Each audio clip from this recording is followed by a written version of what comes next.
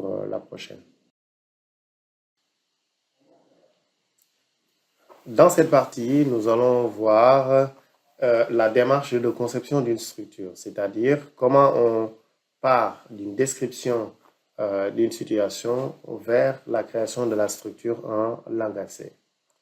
Et c'est juste une démarche qui permet d'identifier les éléments qui vont constituer une entité et ensuite, à chaque entité, on essaie d'identifier dans la description quelles sont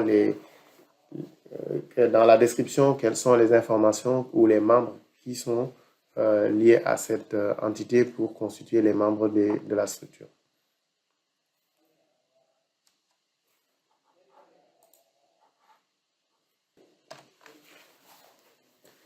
Pour définir une structure, le principe qu'il faut déjà imprimer, c'est qu'une structure est définie par, est constituée par, est composée de, inclut, contient et décrit par, a comme information des membres. Et ces membres, c'est la même chose que les attributs, c'est la même chose que les propriétés. Donc, dans un texte, on a une relation de définition, de constitution, de composition, d'inclusion entre la structure et ses membres. Et ce sont ces mots-clés ou ces mots-clés qu'il faut chercher dans la description pour pouvoir identifier ce qui est de l'ordre de l'entité ou la structure et ce qui est de l'ordre de ce qui est un membre, un attribut ou une propriété de la structure. Maintenant, les membres, eux, ils sont identifiés par leur type. Et vous pouvez avoir, comme dit tout à l'heure, des types simples, des pointeurs, des types linéaires ou des structures de données. Maintenant, il est très important de savoir comment on représente, quels sont les types d'informations qui peuvent être représentés par des entiers, par des floats, des chars, des pointeurs, des types linéaires et autres. Nous allons sans tarder passer rapidement un rappel sur les revues d'utilisation des différents types du langage C.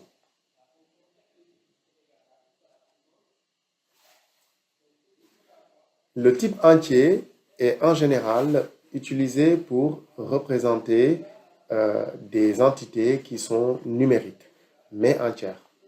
On utilise le type int ou long. Par exemple, l'âge d'une personne, le nombre d'articles dans un panier, le nombre d'années d'expérience. L'identifiant peut être aussi de type entier. Donc là, on a un exemple avec struct personne et int et l'âge est sous la forme d'un int. Attention, lorsque vous utilisez entre int et long, demandez-vous quelle est la valeur maximale que peut stocker cette information. Lorsque c'est supérieur à 2 à la puissance 32, le max, donc utilisez un long. Donc à chaque fois, posez-vous la question, est-ce que cette valeur peut dépasser autour de 4 milliards ou pas? Si c'est le cas, utilisez un long. Si ce n'est pas le cas, utilisez un int simple.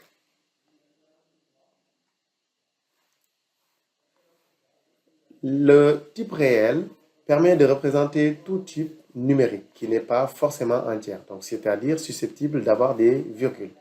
Les deux types, en général, qui sont préférés, c'est float et double, même si vous pouvez avoir des sous-types.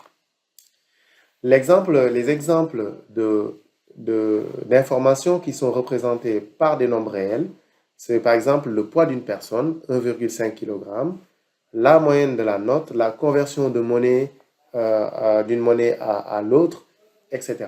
Mais l'essentiel, ce qu'il faut savoir, c'est que vous êtes susceptible d'avoir des virgules parce que la division sur des nombres réels est beaucoup plus précise que la division avec des valeurs entières simplement.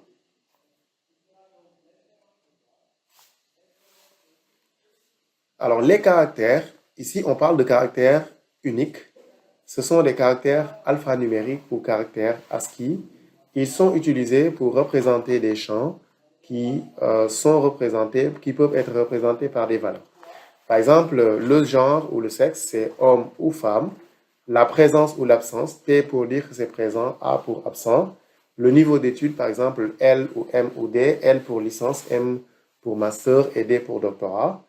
Et donc, en fait, ce type-là, c'est très adapté lorsque le nombre de valeurs sont discrets, c'est-à-dire un très petit nombre est séparable et que vous pouvez retrouver et parfois même remplacer par un enum. Alors, le type chaîne de caractères, le type de chaîne de caractères, c'est pour représenter un groupe de caractères ASCII. Alors, ça peut représenter des mots, des phrases, des paragraphes, des codes alphanumériques et tout texte non numérique. Et vous avez nom, prénom, carte bancaire, mot de passe, matière, numéro de vol, adresse. En fait, toute information qui peut être représentée sous la forme d'une chaîne de caractères et ou d'un ensemble de caractères ASCII, ce type est celui qu'il faut préférer. Dans l'exemple ici, nous avons struct personne avec la date de naissance ici qu'on représente par une chaîne de caractères de 255 parce qu'on prévoit de mettre des slash ou des tirets pour séparer les années, etc. On a aussi l'adresse qui est un tableau de caractères ou une chaîne de caractères. Alors, il y a il y a deux types qu'on peut utiliser. Le char phrase entre crochets max veut dire que la taille est connue à l'avance. Le char étoile veut dire on n'a pas encore attribué l'espace mémoire pour stocker cette information et on ne connaît pas encore quelle est la taille derrière. Alors, le type ensemble, c'est lorsque vous avez des données qui sont un ensemble, une liste, un groupe de valeurs. Ça peut être aussi des listes de structures. Là, vous devez utiliser des tableaux soit statiques, des tableaux dynamiques ou des types linéaires. Alors, quelques exemples de types qui peuvent être utilisés avec des ensembles. Vous avez l'ensemble de notes, l'ensemble de points, liste de points, groupe de personnes, tableau de valeurs. Donc, par exemple, ici, vous avez un float note de 10 qui est un tableau de 10 notes que l'étudiant va avoir. N'oubliez pas, les tableaux statiques, la taille doit être définie à l'avance. Les tableaux dynamiques, les tailles ne sont pas forcément connues dès le début. Alors, tout ça pour dire que dans la démarche, on doit d'abord identifier l'entité, ensuite identifier les membres de l'entité ou les informations qui la définissent, et ensuite identifier le type correspondant, et ça correspond à la démarche.